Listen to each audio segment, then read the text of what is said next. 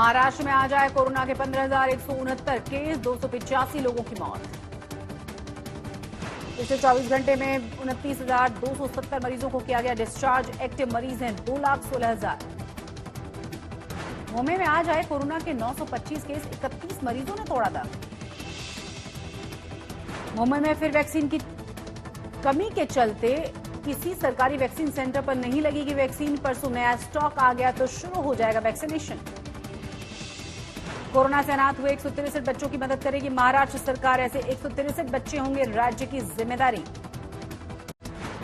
ऐसे बच्चों के खातों में 5 लाख रुपए जमा करवाएगी महाराष्ट्र सरकार। इन बच्चों की देखभाल के लिए सरकार ने बनाई है टास्क फोर्स। महाराष्ट्र में 5,000 बच्चे ऐसे हैं जिन्होंने माता पिता में से किसी एक को खो दिया है। मुंबई में ऐसे 444 बच्चे, जबकि 7 बच्चों ने माता पिता दोनों को ही खो दिया। महाराष्ट्र बोर्ड की 12वीं की परीक्षा को लेकर राज्य सरकार ने आपदा प्रबंधन विभाग के पास भेजा है प्रस्ताव। जल्द होगा फैसला। औरंगाबाद में दुकानों को सील करने पर विवाद। सांसद और दुकानदारों ने किया लेबर कमिश्नर का घेराव। मुंबई के दहिसर में दिल को दहला देने वाली वारदात। अपने प्रेमी के साथ मिलकर एक महिला ने पति का किया कत्ल। सूरत के गांव में गंदा पानी पीने से कई लोग बीमार हुए, 6 की मौत। जूही चावला की 5G टेक्नोलॉजी के खिलाफ दायर याचिका पर सुनवाई के दौरान अजीब सा वाकया सामने आया। एक शख्स ने सुनाए 3 गाने। जूही चावला ने शेयर किया था सुनवाई का लिंक। गाना गाने वाले शख्स को अदालत ने भेजा नोटिस। 85 अंकों की गिरावट के साथ 51,849 पर बंद हुआ सेंसेक्स। निफ्टी में मामूली बढ़त। ग्रामीण इलाकों में कोरोना के मामले बढ़ने से मई में घटाया मनरेगा में रोजगार। 36% की कमी। मुंबई में 11 दिन बाद बेटी की निशानदेही पर वारदात का खुलासा। रसोई को खोदकर रखी गई थी लाश। दोनों ही आरोपी गिरफ्तार। एनसीबी ने बांद्रा के आसपास ड्रग सप्लाई करने वाले 25 साल के एक आरोपी को गिरफ्तार किया। दाऊद के लिए काम करने वाले चिंकू शेख के लिए काम करता था आरोपी हरीश खान। आरोपी का एनसीबी को सुशांत ड्रग केस से जुड़े होने का भी शक है। बांद्रा में इसके लिए काम करते हैं कई ड्रग पेडलर। बारामती में पाइपलाइन टूटी, लाखों लीटर पानी हुआ बर्बाद। पानी के प्रेशर से आसपास के घर भी प्रभावित हुए। घरों में घुसा पानी, इलेक्ट्रिक चीजें खराब। मई में गाड़ियों की बिक्री में आई है भारी गिरावट। मारुति की मंथली सेल्स 71% और महिंद्रा की 52% लुढ़की। मई में एसी, टीवी, फ्रिज समेत तमाम कंज्यूमर ड्यूरेबल्स की बिक्री औंधे मुंह लुढ़की। 65% की गिरावट। भारत में महंगा हुआ घरेलू हवाई सफर। फ्लाइट्स में फीसदी की कमी तय होने के बाद किरायों की सीमा में 13 से 16% की बढ़ोतरी। इंफोसिस के 2 वरिष्ठ कर्मचारियों को इनसाइडर ट्रेडिंग के आरोप में सेबी ने किया है बैन। कंपनी ने जांच के आदेश दिए। ईपीएफओ के 6 करोड़ मेंबर्स को जल्द ही मिलेगा 2020-21 का ब्याज। 8.5% की दर से जुलाई के आखिर तक रकम आने का अनुमान। बुल्लहड़ा में एक 8 साल के बच्चे से कोविड केयर सेंटर का टॉयलेट साफ करवाने का मामला सामने आया है। बच्चे का टॉयलेट की सफाई करता हुआ वीडियो वायरल होने के बाद उससे ये काम करवाने वाले ग्राम पंचायत समिति के सदस्य को निलंबित कर दिया गया है।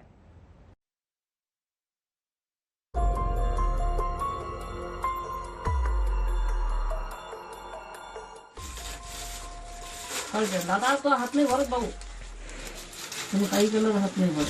यात दगड असतील ना पाहिजे काय ते दगड आहे का नाही खोल नाही ते खोल नसते बघू ते.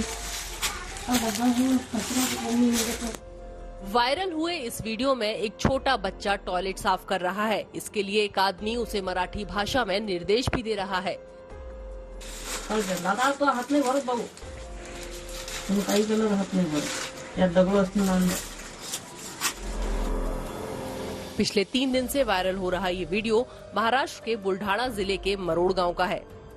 गांव में जिला परिषद का स्कूल है जिसे प्रशासन ने आइसोलेशन सेंटर में बदल दिया है। यहाँ कोरोना के असिम्टोमेटिक मरीज भर्ती किए जाते हैं। गांव समिति को पता चला कि यहाँ जिला अधिकारी निरीक्षण के लिए आने वाले हैं और कोरोना मरीजों का टॉयलेट साफ करने के लिए कोई राजी नहीं था, तो पंचायत समिति के एक अधिकारी ने अपने नंबर बनाने के लिए 8 साल के बच्चे को धमकाकर उससे टॉयलेट साफ करवाया।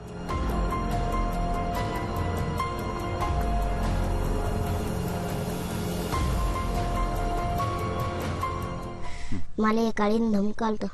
काय धमकावलं? काळीनं काय म्हणत ते? मला म्हणत चालतं होतं नाही तर काळी मारतो. हो का? बरं, किती रुपये दिले ते मग त्या साहेबांना? 50 रुपये. ते मुतली साफ करायला लावली आणि संडास साफ करायला लावली. वीडियो में पंचायत समिति का जो अधिकारी बच्चे को निर्देश दे रहा है, फिलहाल उसे निलंबित कर दिया गया है. This is very, very serious, as well as everybody feels very bad. Making a child to clean a toilet is, we all as a society should feel bad about this incident. District administration has taken cognizance of this issue, and we will definitely start the action against the person who has given the instruction to the child to do an act which is inhuman. BJP नेता चित्रवाग ने इस घटना के लिए जिम्मेदार अधिकारियों पर action लेने की मांग की है. शर्म आनी चाहिए, महाराष्ट्र सरकार को शर्म आनी चाहिए, बुल्ढाना के प्रशासन को. हमें इस घटना के ऊपर, इस घटना का हम निषेध करते हैं और हमारी ये मांग है कि इस प्रकार से छोटे बच्चे को ये कृत्य करवाने वाले गट विकास अधिकारी हो, वहां का प्रशासन हो, उनके ऊपर कड़ी से कड़ी कार्रवाई हो. वहां के पालक मंत्री इस मामले में क्या एक्शन लेते हैं, इसके ऊपर हमारा ध्यान है. बुल्ढाना से जका खान के. महाराष्ट्र में केस कम हुए हैं लेकिन लॉकडाउन नहीं हटाया गया है. कुछ जगहों पर थोड़ी छूट दी गई है लेकिन लॉकडाउन अभी भी बरकरार है. आज भी महाराष्ट्र में पूरे देश में ज्यादा कोरोना के केसेस आए हैं और 285 लोगों की यहां पर जान गई है. मगर लोगों की लापरवाही कम नहीं हो रही. थोड़ी सी ढील मिलते ही लोग कोरोना के कायदे की धज्जियां उड़ा देते हैं. महाराष्ट्र के औरंगाबाद में तो सांसद महोदय ही कोरोना गाइडलाइंस पूरी तरह से भूल गए. आदमी आदमी पर सवार है. कोरोना नियम इस भीड़ के पैरों तले कुचले जा रहे हैं और ये उस महाराष्ट्र की तस्वीर है जो अब भी कोरोना से बेहद बीमार है. ऐसी तस्वीर कोरोना काल से पहले भी कभी कभार ही नजर आती थी, मगर उस महाराष्ट्र में जहां आज भी सबसे ज्यादा मौत हुई है, वहां वायरस को फैलाने वाली ऐसी भीड़ का दिखना रोंगटे खड़े कर देता है. आप तब और हैरान रह जाएंगे जब आपको ये पता चलेगा कि इस भीड़ का नेतृत्व खुद ओवैसी की पार्टी के सांसद कर रहे हैं. उनसे ही सुनिए ये सब क्या हो रहा है. प्रशासन की तरफ से, महानगर पालिका की तरफ से, लेबर डिपार्टमेंट की तरफ से कुछ दुकानों के ऊपर कार्रवाई की गई थी. इनका गुनाह ये था कि ये लोगों ने 11 बजे की जगह 11:15 बजे तक दुकान चलाई, 11:30 बजे तक दुकान चलाई. इनकी दुकानों को सील कर दिया गया था. मामला आप कुछ समझ गए होंगे, अगर नहीं तो हम बताते हैं. दरअसल महाराष्ट्र में 15 जून तक लॉकडाउन है. जरूरी सामानों की दुकानों को सुबह 7 बजे से सुबह 11 बजे तक खोलने की इजाजत है. औरंगाबाद में जिन दुकानदारों ने इसका उल्लंघन किया, उनकी दुकान सील कर दी गई. उन पर 20,000 से लेकर 50,000 रुपए तक का जुर्माना लगाया गया. तो दुकानदारों ने एक तो नियम तोड़े और फिर सांसद के साथ लेबर कमिश्नर के दफ्तर पर धावा भी बोल दिया और ये दलील दी कि नियम ही तो तोड़े हैं, हत्या या बलात्कार तो नहीं किया. 8 मई से ये दुकानें सील है, आज 1 जून है. यानी कि इतना बड़ा ऐसा कौन सा गुनाह किए थे कि मतलब उनको इस तरह कटघरे में खड़े किया जा रहा है. और एक जैसा घिनौना कोई अपराध करते हैं, चाहे वो बलात्कार हो, हत्या हो या नशे का कोई कारोबार कर रहे हैं, उस तरह से उनके साथ ट्रीटमेंट की जा रही है. मामला चोरी और सीनाजोरी का है. गौर कीजिए कि खुद सांसद के साथ साथ उनके आसपास खड़े लोगों का मास्क नीचे है. जैसे ये वायरस प्रूफ हो चुके हैं, उस पर ये अधिकारियों को ही तानाशाह बताने से भी नहीं चूक रहे. तुम्हाला इथून आम्ही उचलू देणार नाही, उठून देणार नाही. बोलवा पोलिसांना. एक तो लॉकडाउन, उस पर महाराष्ट्र में कोरोना का कहर. बीते 24 घंटे में कोरोना के 14,123 नए मामले सामने आए हैं. वहीं 854 लोगों की मौत हुई, जो देश में सबसे ज्यादा है. इन हालातों में भी ओवैसी के सांसद इस सुपर स्प्रेडर घेराव को करने से नहीं चूके. शायद सियासी मजबूरी इन्हें अपने इन लोगों की जान से भी ज्यादा जरूरी लग रही है। अगर जुर्माने को लेकर विवाद था तो वो अकेले या एक या दो लोगों के साथ भी लेबर कमिश्नर से बात कर सकते थे। इस भीड़ के साथ चढ़ाई करने के पीछे की सोच आखिर क्या है? क्या एक सांसद को भी बताने की जरूरत है कि कोरोना से लड़ाई ऐसे नहीं जीती जा सकती? इसरार चिश्ती, औरंगाबाद, आज तक। सीबीएसई के 12वीं के छात्रों की परीक्षा पर तो फैसला हो ही चुका है, मगर महाराष्ट्र बोर्ड के 12वीं के छात्रों की परीक्षा होगी या नहीं, इस पर फैसला बाकी है। करीब 14 लाख छात्रों को सरकार के फैसले का इंतजार है। महाराष्ट्र सरकार ने इस पर एक प्रस्ताव आपदा प्रबंधन को भेज दिया है। फैसला 1-2 दिन में होने की उम्मीद जताई जा रही है।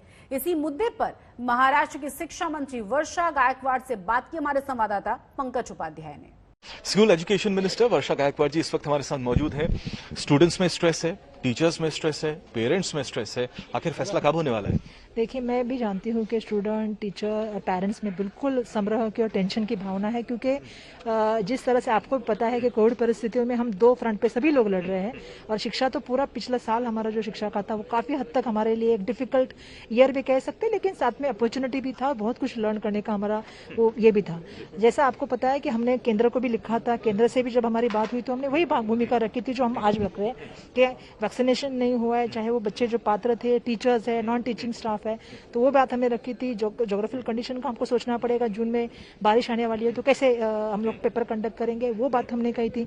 जैसा हमने कहा था कि बच्चों की जो मेंटल स्ट्रेस की अब बात कर रहे हैं, क्योंकि आज लगभग 1 साल 4 महीना बच्चे कंटिन्यूस पढ़ते आ रहे हैं एक सब्जेक्ट एक ही ईयर को, तो वो भी हमने कहा था। और माननीय मुख्यमंत्री महोदय जी ने तो क्लियरली कहा था कि हम केंद्र और राज्य में एक सूत्रता लाएंगे। इस हिसाब से हम देखने जाए तो हम जो है वो कल के निर्णय से हम सबने इसका स्वागत ही किया है।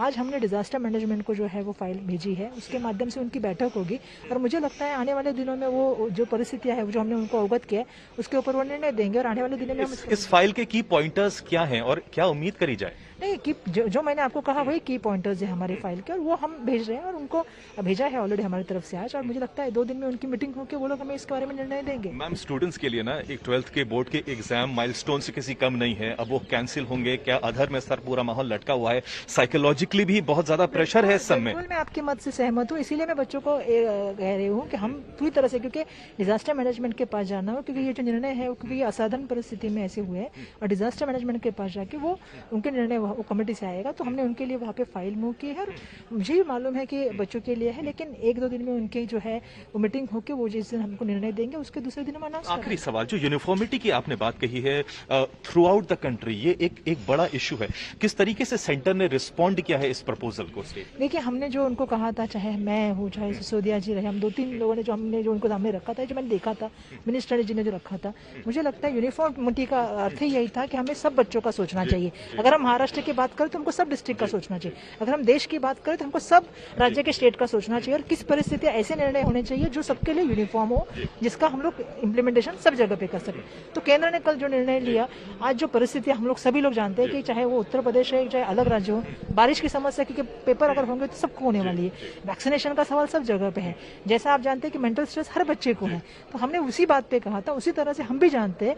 लेकिन हमने डिजास्टर मैनेजमेंट को जो है वो फाइल इसलिए भेजी कि असाधारण परिस्थिति वो एक्ट के अंतर्गत उनका ओपिनियन आना बहुत जरूरी है, और वो ओपिनियन आने के बाद उनको अनाउंस कर देंगे। बहुत बहुत शुक्रिया। कैमरा पर्सन सचिन सावंत के साथ पंकज उपाध्याय, मुंबई, आज तक। जिन छात्रों को किसी विदेशी यूनिवर्सिटी में एडमिशन चाहिए या जिनका एडमिशन हो गया है, उन्हें मुंबई से बिना अपॉइंटमेंट सीधे वैक्सीन लगाई जा रही है। अब ये छात्र मांग कर रहे हैं कि दूसरे वैक्सीन के बीच का जो समय है वो घटा दिया जाए, ताकि ये दोनों ही वैक्सीन लगवाकर पढ़ाई के लिए विदेश जा पाएं।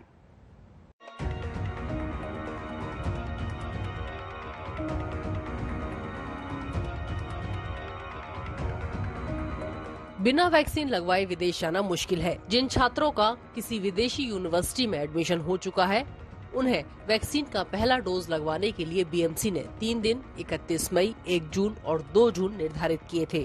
मुंबई के राजावाड़ी, कूपर और कस्तूरबा अस्पताल में इन छात्रों को वैक्सीन लगवाई गई।